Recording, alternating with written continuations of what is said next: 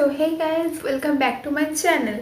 So আজকে আমি বানাবো অবভিয়াসলি আমার পার্ট 1 যেটা আছে বানানো ক্রিপি স্টকার স্টোরি যেটা আমার কলেজে, সেটার পার্ট 2।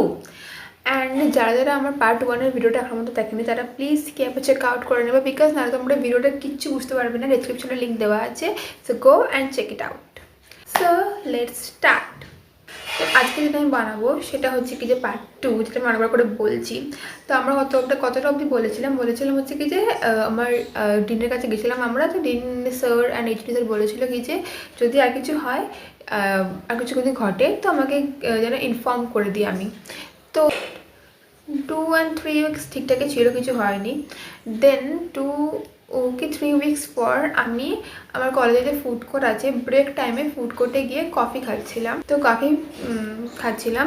দেন আমি একটা টেবিলে ছিলাম, তার থেকে একটুখানি দূরে আমার একটা বেস্ট ফ্রেন্ড ছিল, যে কি কলেজে এখন আর নেই, অঙ্কন বলে ও ছিল, ঠিক আছে, একটুখানি দূরে। দেন আমি যখন কফি খাচ্ছিলাম তো একটা ছেলে হঠাৎ সাডেনলি আসে অ্যান্ড বলে আমাকে আমার ইন্ট্রো দিতে। And he was asking very rudely. So I was like যে জাস্ট ইগনোর, বেশ কিছু ইগনোর করে দেবো। আর ওর গলায় কোনো আইডি কার্ডও ছিল না যে ফার্স্ট ইয়ার, সেকেন্ড ইয়ার, না থার্ড ইয়ারে আমি বুঝতে পারবো, ঠিক আছে। তো ও আর কয়েকটা ছিল এখন দাঁড়িয়ে ছিল।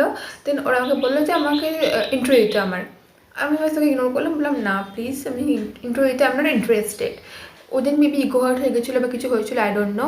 ওরা বলে তুমি ইন্ট্রো দেবে কি দেবে না। আই ওয়াজ লাইক যে ফোর্স করছো কেন? আমি বলেছি আমি ইন্টারেস্টেড নয় আমার ইন্ট্রো দিতে, আমি কেন তোমাকে ইন্ট্রো দিতে যাবো।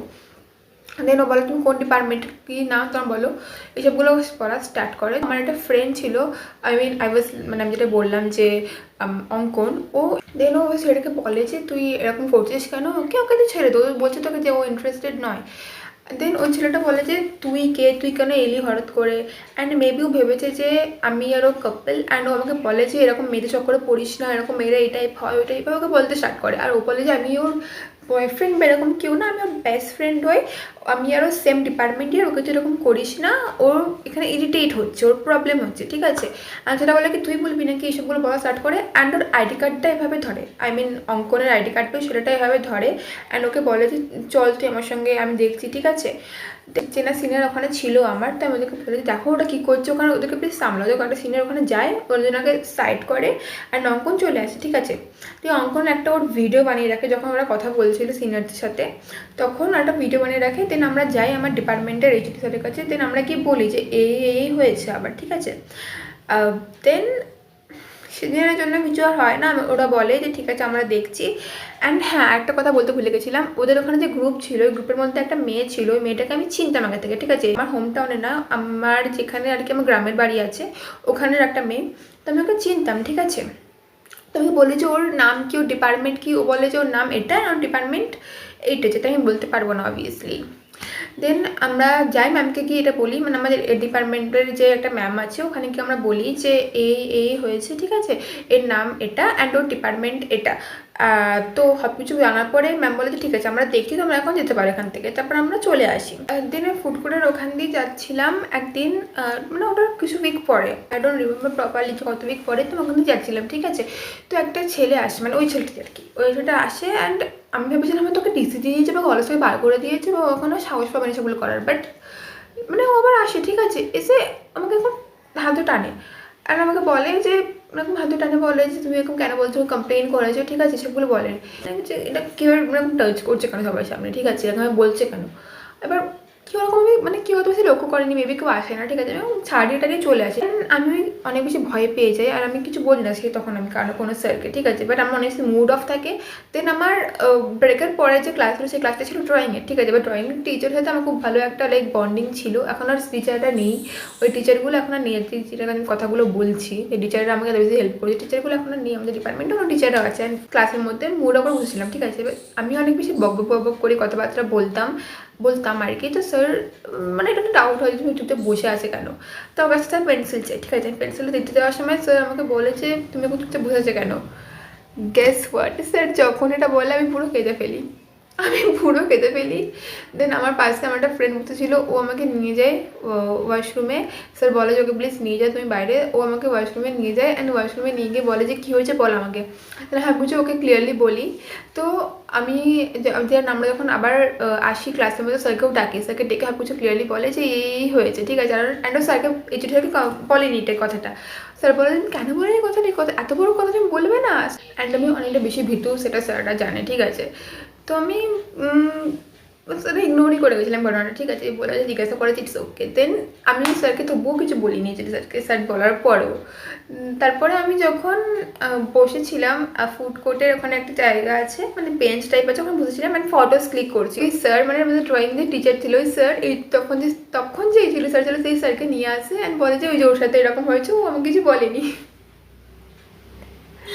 আমি লিখছি, স্যার আপনি কেন বললেন? আমি আর কোনো ঝামেলার মধ্যে জড়াতে চাইছিলাম না অ্যাকচুয়ালি।